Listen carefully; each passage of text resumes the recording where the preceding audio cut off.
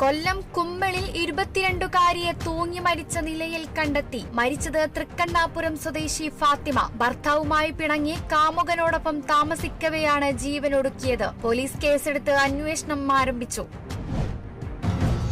കണ്ണൂർ കേളകത്ത് ഇരുചക്രവാഹനത്തിൽ നിന്നും വീണ് വീട്ടമ്മ മരിച്ചു. മടപ്പുരച്ചാൽ സ്വദേശി ഉഷയാണ് മരിച്ചത്. അപകടത്തിൽ ഭർത്താവിനും പരിക്കേറ്റു.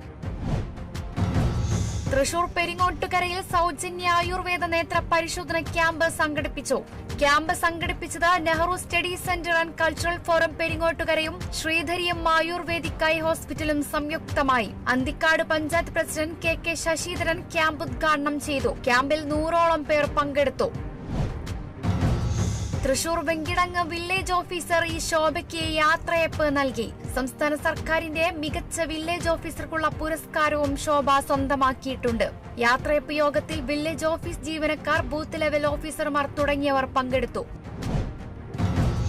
ഉത്തർപ്രദേശിൽ കെട്ടിടം തകർന്നു വീണതിനെക്കുറിച്ച് അന്വേഷിക്കാൻ 3അംഗ കമ്മിറ്റിയെ നിയോഗിച്ച് സർക്കാർ. കഴിഞ്ഞ ശനിയാഴ്ചയാണ് 3 നില കെട്ടിടം തകർന്നു വീണ് 8 പേർ മരിച്ചത്.